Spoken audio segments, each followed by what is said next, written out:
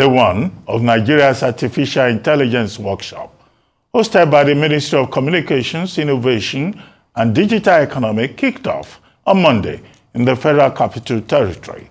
The Digital Economy Minister, Dr. Bosun Tijani, welcomed AI specialists from Nigeria and around the world with a goal to building a roadmap to a strategy document that will set the framework for AI to benefit Nigeria's economy.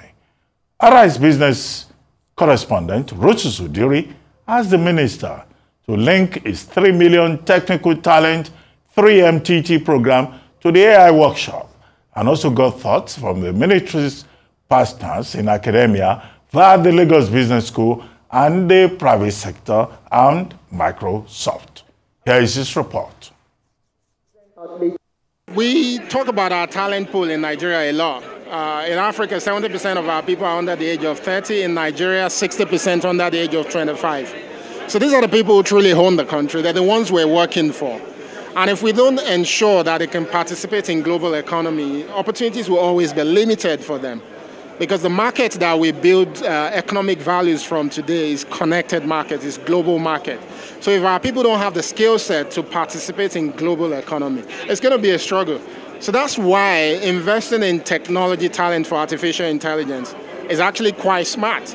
Because countries like Nigeria, because of our population, will power the workforce globally.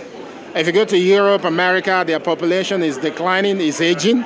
So they are looking to countries like us. So this is also quite strategic, and that's what 3MTT is doing, but ensuring that we're not only training them, but we're training them in context where they can put their skills and expertise to good use. Over the next 4 days, we're going to be working through the process of envisioning what AI should look like for Nigeria, for all Nigerians. And we're going to sort of break out and set targets and goals that are aligned within the Nigeria 2050 agenda to ensure that whatever we're doing, we're thinking around AI for socioeconomic good and socioeconomic development. And then we're going to break out and start to work and create and innovate around what are the initiatives that we should be doing within the time period that we have. After that, we're going to break out again and talk about dependencies, resources and capabilities, and think about how we're going to roadmap and implement this. So by the end of day 4, the intention is to have a draft framework of what an AI strategy is going to look like for Nigeria and how we're going to implement it or roadmap it towards meeting our goals and ambitions for Nigeria 2050. Well, I'm pleased to be here. I think the artificial intelligence is so massive opportunity in terms of economic, societal development of the country. I think Nigeria has the equal opportunity like many countries where Microsoft participates and work with other countries in that type of the development. I'm glad that we started rather early, right? I think this is great where you can actually develop and build on something which is actually happening all around the world. So the opportunity is equal, the opportunity is the right time. So I'm looking forward on behalf of Microsoft to participate and to contribute to artificial intelligence policy in Nigeria. Well, Rotus there, I think he has another story for us, but the point about artificial intelligence. I think Nigeria is a bit late to the meeting, but better late than never.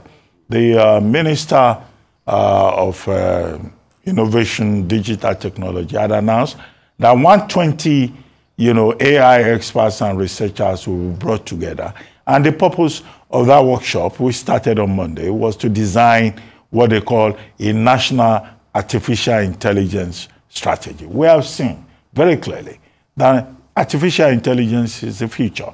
Rotus himself had brought us stories on this program where, in fact, we are now told that you can have a partner via artificial intelligence. We have seen in Qatar, Bahrain, other countries where artificial intelligence structures have taken over even presentation. Yeah. Before you know, it will be out of job because there will be AI presenters who may even do it better.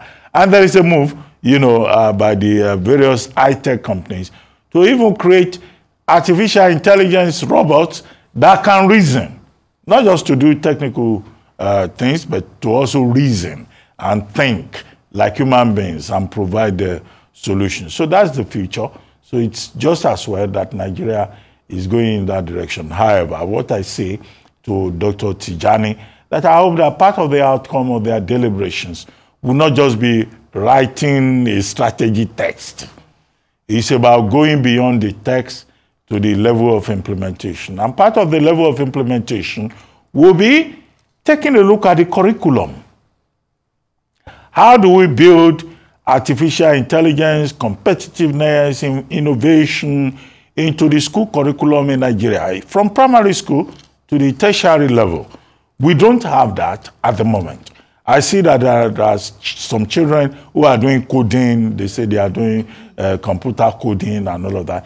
But we need to structure it. And we need to take a look at the school-to-work transition in terms of, okay, what is the national priority education-wise?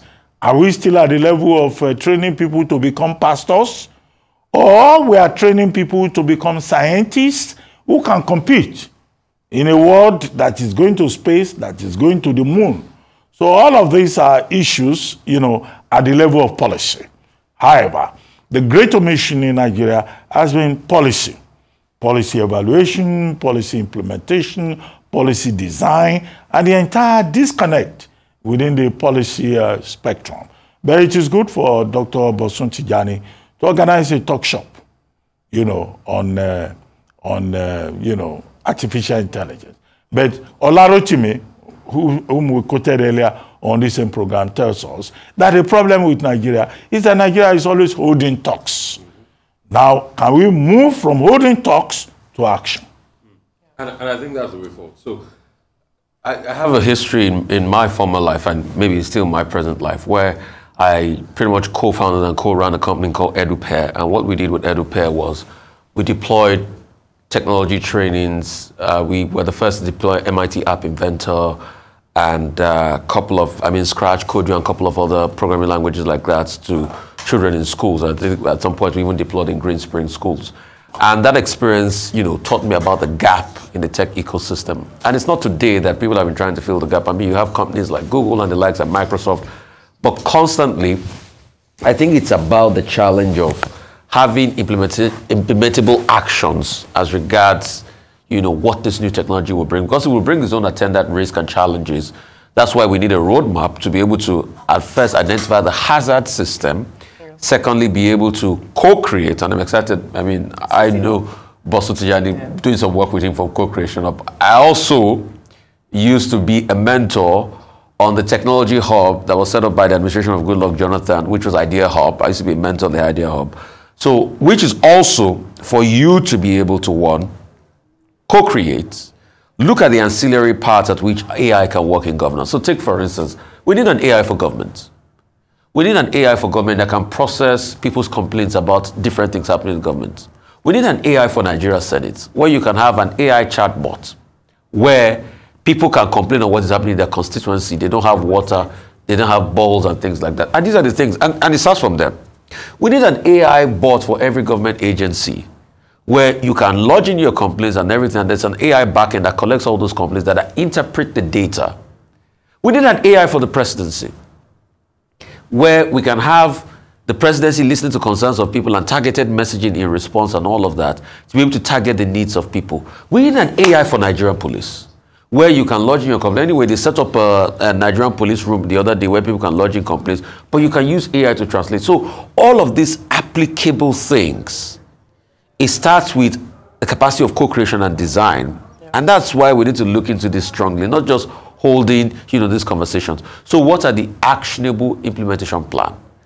I want to see after this, can we designate universities across the 6 geopolitical zones to be AI hubs, where there are AI-certified universities, we can open up labs? Can we start a hackathon process to be able to say, okay, how can we adopt AI for governance and things like that? We need an AI for immigration. So this one that people are saying they're having downtimes with getting, customs and things like that, can we have AI? So I'd have a roadmap for implementation over the years, not just having these conversations where they don't get anywhere. Yeah. And also permeate that into curriculum. Anyway, some schools are started using AI to teach their students. What are also the downsides of that, not having physical teachers teach there? Yeah. So there are multi-pronged approach and application for AI. Yeah, like you rightly said, this is a good beginning. I know that one of the things, like as we talked about, is to develop a framework. And I love the fact that now the federal government or the government is owning this. In the past, the hackathons you mentioned, the innovations in tech especially, has been largely driven by the private sector. In some instances, some governments have seen reason to invest in it, but truthfully, it has been largely driven by the private sector. I mean, of course, because of the profitability of it. But it's great to see the government taking a lead on this and understanding the importance of this. And one thing we always talk about, and that cannot be neglected when we speak about this, is starting from the basics. So going to our schools and ensuring that it's part of the curriculum and ensuring that part of what they learn, you know, the young people that we train in our schools in Nigeria are ready for an AI-dominated world, because very shortly, in the next few years, we're going to see it dominated. And I'd like to speak to a concern, talking about this domination. What has come up a number of times is the fact that, oh, they're coming to take all our jobs. But there are some things that AI will not be able to do, and that's something for us in the, you know, for people in the market space or in the job market to begin to think about, to get skills that will be ready for the next phase of this world, skills that will be obsolete. Forget about them. And then skills that you would require for an AI-driven world. They've often talked about skills that involve emotional intelligence. For instance, AI can present, but AI will not be able to sing or throw in an Olarotimi song or a song by Victor Olaiya mid-show. So these are some of the things that AI, you know, that preserves, especially for human beings. So there would always that conversation around AI versus human, but AI would never be able to fully take on board all the work or the emotional capacities, at least in the near future, of human beings.